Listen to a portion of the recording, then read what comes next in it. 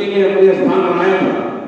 हम लोग बैठे वाले यादव जो हमारे देखे कांग्रेस पार्टी को कोरोना काल में ही और जाति जनगणना को देश में लागू कर।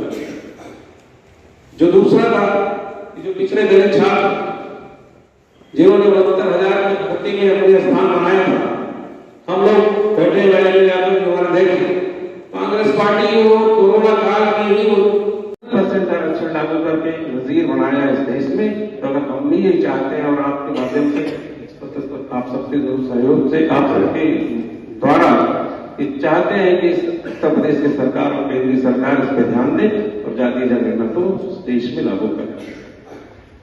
जो दूसरा था कि जो पिछड़े दलित छात्र जिन्होंने 69,000 की भर्ती में अपने स्थान बनाया था। हम लोग बैठे वाले यादव जो हमारे देखे कांग्रेस पार्टी को कोरोना काल में ही जब से 69,000 की भर्ती का मामला आया लगातार कांग्रेस पार्टी ने इस पर सवाल उठाया और उसके लिए संघर्ष किया। और उन सभी साथियों के साथ जिन्होंने संघर्ष में 69,000 भर्ती के आंदोलन में जिनके साथ अन्याय हुआ है, गरीब पिछड़े दलित वर्ग के लोगों के साथ, उनके साथ पार्टी हमेशा खड़ी रही है और हर संघर्ष में उनके साथ रही है। हम सब विधानसभा में इस मामले को उठाना चाहते थे लेकिन समय न होने के नाते इस मुद्दे को नहीं उठा पाए। लेकिन ये विश्वास है कि इस मामले को आगे आने वाले समय में मजबूती से रखा जाएगा। जो हालात आपने देखा होगा 69,000 भर्ती के वो शिक्षार्थी जिनका जातीय जनगणना को देश में लागू कर। जो दूसरा था जो पिछड़े दलित छात्र जिन्होंने 72,000 की भर्ती में अपने स्थान बनाया था। हम लोग बैठे वाले यादव जो हमारे देखे कांग्रेस पार्टी को कोरोना काल में ही हमारे विधायक जी वीरेंद्र जी, दिनेश जी, अमित जी और हमारे प्रवक्तागण और यहाँ उपस्थित हमारे मीडिया के सभी भाइयों बहनों, सभी वरिष्ठ पत्रकार, आज एक महत्वपूर्ण विषयों पर आज आपसे वार्ता करने का हम लोगों ने समय निर्धारित किया कि जो ये सरकार बड़ी बड़ी बात बोलती है, अभी जैसा हमारे विधायक हमारे भाई वीरेंद्र जी ने विधानसभा के अंदर ये उत्तर प्रदेश की सरकार ने किस तरीके की झूठे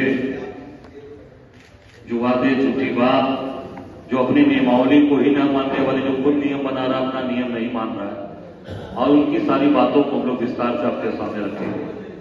सबसे पहले मैं स्वास्थ्य सेवाओं की बात करता हूं, जिसमें इनकी ही जो बनाई नीति आयोग है 2023 में, जो इनके स्वास्थ्य के इंडेक्स रिपोर्ट के अनुसार भारत कि 19 बड़े राज्यों में उत्तर प्रदेश का स्थान 18वां है।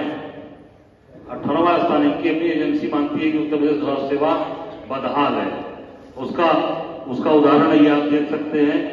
एक भाई अपनी बहन को अपने कमर में बांधकर मोटरसाइकिल में नहीं मिली एम्बुलेंस में बांधकर ले गए और किस तरीके से स्वास्थ्य की सारी चीजों को इन्होंने सामने रखा है। ये पूरे देश के सामने ये तस्वीर। दूसरी घटना 8 वो वाली जो बहन वाली आपने दिखाया, नवंबर औरैया वाली घटना जो मैंने दिखाया आपको, 16 अक्टूबर 2023 को फर्रुखाबाद में भाजपा सांसद मुकेश राजपूत ने स्वयं खराब व्यवस्था की बात उठाई। और एक आपने देखा होगा कि इनके पूर्व सांसद भैरव मिश्रा अपने बेटे को लेकर आए, जो बांदा के पूर्व सांसद थे, डबल इंजन की सरकार में मर फेंक दी जा रही।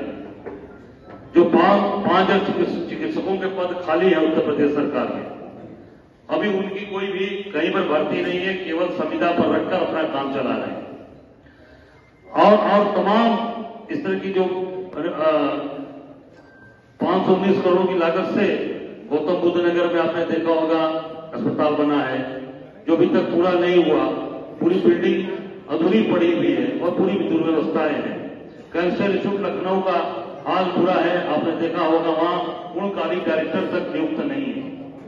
पूरी तरीके से स्वास्थ्य की व्यवस्था, जब पूर्व सांसद अपने बच्चे की जान नहीं बचा रहा है भारतीय जनता पार्टी का, तो आम जनता के साथ क्या सलूक हो रहा होगा ये आप सब जानते हो। दूसरा जो सबसे महत्वपूर्ण चीज है किसान। आज किसान परेशान है। इन्होंने 14वीं किस्त 1.86 करोड़ किसानों को मिली, 15वीं किस्त 1.76 करोड़ किसानों को, 10 लाख किसानों को इसके दायरे से क्यों बाहर किया गया? पहले 1.86 था, उसके बाद 1.76 करोड़ कर दिया। 10%, 10 लाख किसानों को इससे बाहर किया गया। क्यों किया गया, ये बताना चाहिए सरकार। गन्ना पेराई का सत्र शुरू हो चुका है, लेकिन पिछला भुगतान भी किसानों को पूरा नहीं मिल पाया। कई जगह किसान धरने पर बैठे हैं, पश्चिम में कई जगह लोग जो है अपने भुगतान की बात कर रहे हैं और अक्टूबर में तक 4,000 करोड़ का भुगतान बाकी है इनका। गन्ना क्रय केंद्रों पर भ्रष्टाचार चरम पे है। 20 कुंटल 64 किलो की पर्ची पर खुलेआम 2 कुंटल गन्ना कम तोला जा रहा है। धान क्रय केंद्र पूरी तरह से अराजकता के शिकार हो गए हैं। बिना रिश्वत के अधिकारी धान नहीं ले रहे। खाद पूरे प्रदेश में, विशेष रूप से खाद पूरे प्रदेश में डीएपी और यूरिया की भारी किल्लत है। इसके चलते खाद की कालाबाजारी चरम पर है। किसान लाइनों में लगाकर खाद दे रहे हैं, जिस पर भी उन पर लाठीचार्ज जगह जगह पुलिस पर उनको लाठियां मार रही है। गन्ने के उच्चतम और लाभकारी मूल्य एफआरपी पिछले साल मात्र 10 रुपए यानी 3% की ही बढ़ा, जबकि खाद्य महंगाई का दर 10% से ज्यादा हुई तो किसान मर फेंक दी जा रही। जो 5,000 चिकित्सकों के पद खाली है उत्तर प्रदेश सरकार में, अभी उनकी कोई भी कहीं पर भर्ती नहीं है, केवल संविदा पर रखकर अपना काम चला रहे हैं। और तमाम इस तरह की जो 519 करोड़ की लागत से गौतम बुद्ध नगर में आपने देखा होगा अस्पताल बना है, जो अभी तक पूरा नहीं हुआ। पूरी बिल्डिंग अधूरी पड़ी हुई है और पूरी दुर्व्यवस्थाएं हैं। कैंसर इंस्टीट्यूट लखनऊ का हाल बुरा है, आपने देखा होगा, वहां पूर्णकालिक डायरेक्टर तक नियुक्त नहीं है। पूरी तरीके से स्वास्थ्य की व्यवस्था, जब पूर्व सांसद अपने बच्चे की जान नहीं बचा रहा है भारतीय जनता पार्टी का, तो आम जनता के साथ क्या सलूक हो रहा होगा ये आप सब जानते हो। दूसरा जो सबसे महत्वपूर्ण चीज है किसान। आज किसान परेशान है। इन्होंने 14वीं किस्त 1.86 करोड़ किसानों को मिली, 15वीं किस्त 1.76 करोड़ किसानों को, 10 लाख किसानों को इसके दायरे से क्यों बाहर किया गया? पहले 1.86 था,